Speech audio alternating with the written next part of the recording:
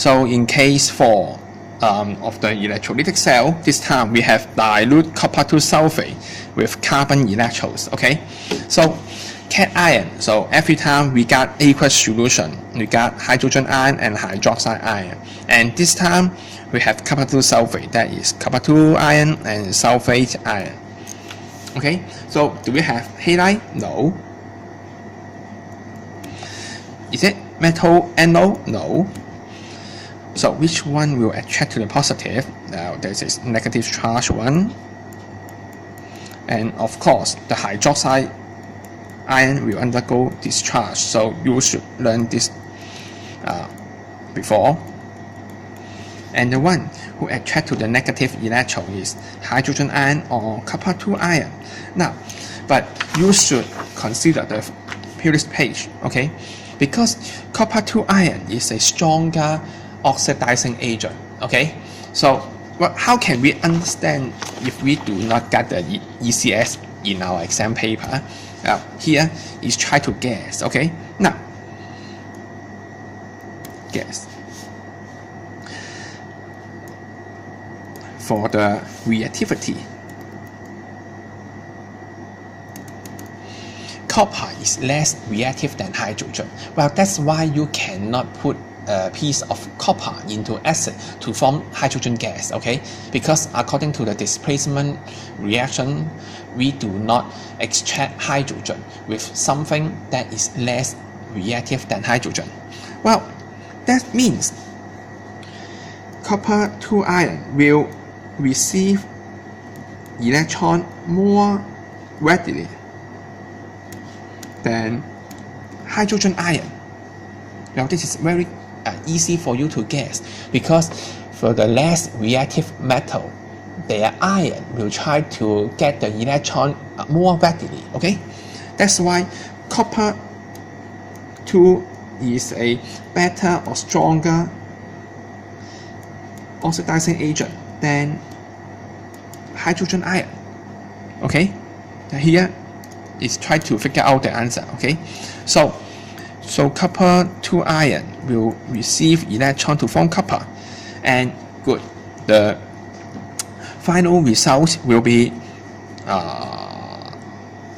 let's see. There is equation 1 is equation 2, equation 1 plus equation 2 times 2. That is 2 copper 2 ion and 4 hydroxide ion to form oxygen and 2 copper metal and 2 H2O. Okay? Is it? It should be, yeah. Okay? Oh, here we got better idea here. Okay? So you can see electron here. So here will form a reddish brown layer, while here will form bubbles. Okay? Well, unlike chlorine, which is the yellowish green gas, oxygen, hydrogen, they are all colorless. Okay? So write down. Here is OH minus to form O2, because OH minus is stronger than sulfate ion. Oops, sorry. It is stronger. Let's check it. They try to lose electron. That means is our reducing agent. Yeah. Then sulfate ion. On the other hand, we got Cu2 plus discharged to form Cu, because Cu2 plus is stronger oxidizing agent than hydrogen ion.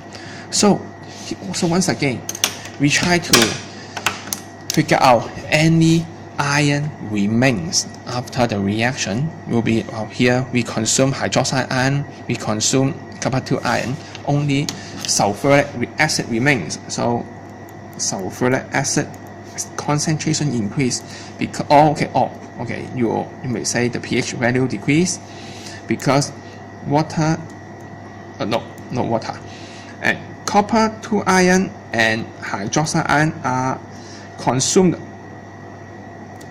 Okay. Now, from the equation you can see, I try to write down into mobile ions because copper 2 hydroxide seems do not likely to form to ionize to undergo electrolysis. Okay, and one thing more. Okay, from the observable change we can see reddish brown solid form, but since the copper 2 ion concentration decrease, okay, so the solution will turn pale. Okay, that means from blue to colorless. Okay, well, next one is a very special case because we have copper electrode here. So once again, metal Ra. So try to keep it in mind. Okay, cation, Ni. Well, just copy the previous page.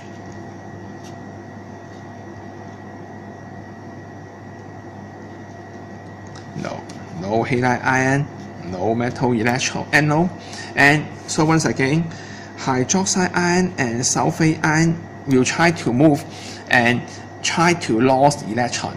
Now, but this time we have a very special case.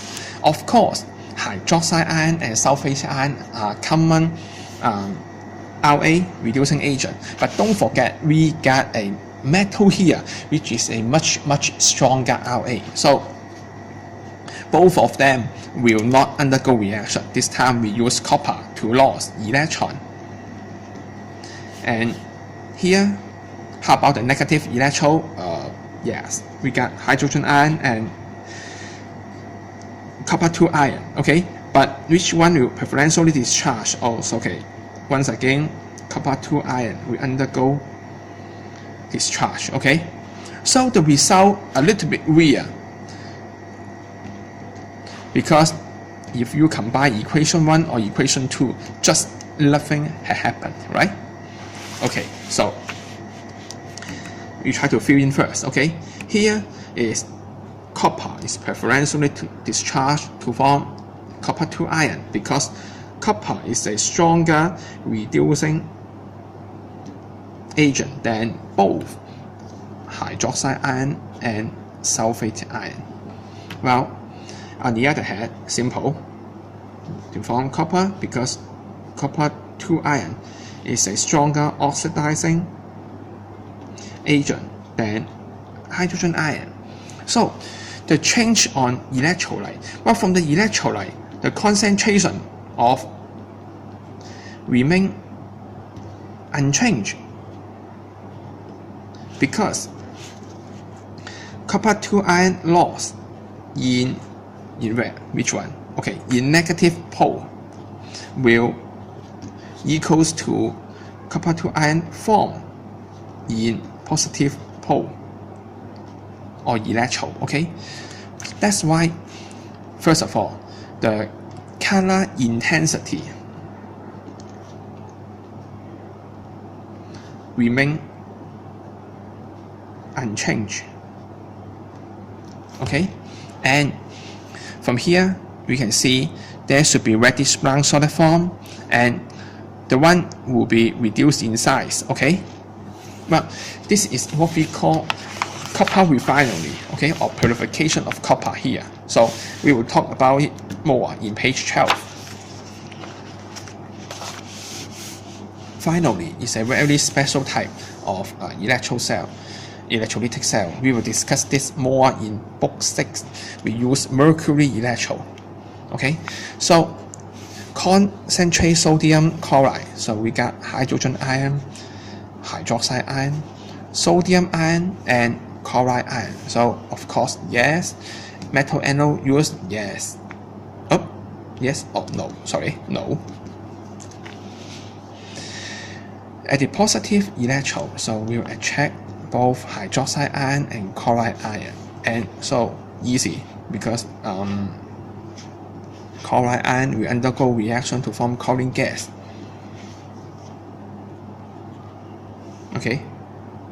Well, on the other hand, so this time is very special case because this is the first and the only time we can consume sodium ion, but we will not obtain sodium metal directly, but because we still have a solution here. So the sodium ion will receive electron in the help of mercury to form something called sodium amalgam. Okay, well, this is called sodium amalgam. Amalgam means this is an alloy with mercury. Okay, so the result will be sodium chloride react to form sodium metal and chlorine gas. Okay, like here. And okay, so we will discuss this chemical cell in detail.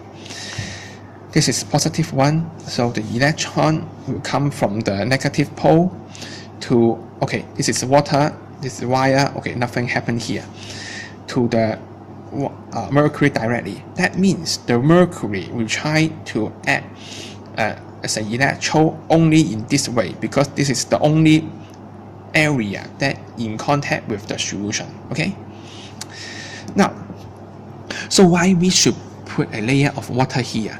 This layer of water is for safety, to reduce vaporization